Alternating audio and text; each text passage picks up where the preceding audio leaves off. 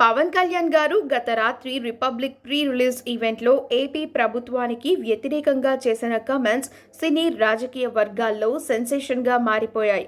నేరుగా పవన్ జగన్ ప్రభుత్వాన్ని, online ticketing విధానాన్ని తప్పుబడుతూ తీవ్ర స్థాయిలో విమర్శించారు. కావాలంటే తన సినిమాలు బ్యాన్ చేయాలని, చిత్ర పరిశ్రమని ఇబ్బందులకు గురి చేయొద్దంటూ కోరుకున్నారు.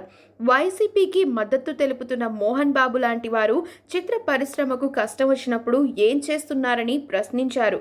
ఇక రాష్ట్రంలో, దేశంలో ఇన్ని ప్రాబ్లమ్స్ ఉండగా మీడియా మాత్రం కేవలం సాయి ధరమ్ తేజ్ యాక్సిడెంట్ని పదే పదే చూపించడం ఏంటంటూ పవన్ మీడియాని క్వశ్చన్ చేశారు. దాదాపు గంట పాటు పవన్ వైసీపీపై విరుచుకుపడుతూ ప్రసంగాన్ని కొనసాగించారు. తన స్పీచ్ మధ్యలో సాయి ధరమ్ తేజ్ ఆరోగ్యంపై పవన్ కళ్యాణ్ చేసిన వ్యాఖ్యలు అభిమానులందరినీ టెన్షన్లోకి పెట్టేశాయి.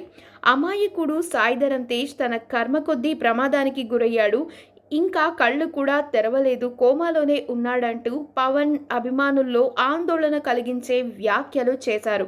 కానీ ఇప్పటి వరకు మెగా ఫ్యామిలీ, అపోలో వైద్యులు మాత్రం తేజు కోలుకుంటున్నాడని, త్వరలోనే డిశ్చార్జ్ అవుతారంటూ చెప్తున్నారు. తేజు సొంతంగానే శ్వాస తీసుకుంటూ ఉండడంతో వెంటిలేటర్ నుంచి తొలగించినట్లు కూడా వైద్యులు అధికారికంగా ప్రకటించారు. కానీ రిపబ్లిక్ ఈవెంట్లో పవన్ కళ్యాణ్ చేసిన కమెంట్స్ అందుకు భిన్నంగా ఉన్నాయి. సాయి ధరమ్ తేజ్ ఆరోగ్య పరిస్థితి గురించి మెగా ఫ్యామిలీ, వైద్యులు ఏమైనా దాచిపెడుతున్నారేమో అన్న సందేహాలు కలుగుతున్నాయి. ఇదిలా ఉంటే మరికొంతమంది పవన్ కామెంట్స్ని అలా అర్థం చేసుకోకూడదని చెప్పేస్తున్నారు. దురదృష్టవశాత్తు ప్రమాదానికి గురైన తేజు ఇంకా కోలుకోకముందే మీడియా అతన్ని టార్గెట్ చేయడం పట్ల ఆవేదనతో పవన్ అలా మాట్లాడుంటారేమో అని అంటున్నారు. తేజు ఇంకా పూర్తిగా కోలుకోలేదు అన్నది మాత్రం వాస్తవం. దాన్ని పవన్ ఇంకా కళ్ళు తెరవనే లేదు అంటూ ఆవేదనాభరితంగా చెప్పుంటారేమో అన్న అభిప్రాయాన్ని కూడా వ్యక్తం చేస్తున్నారు.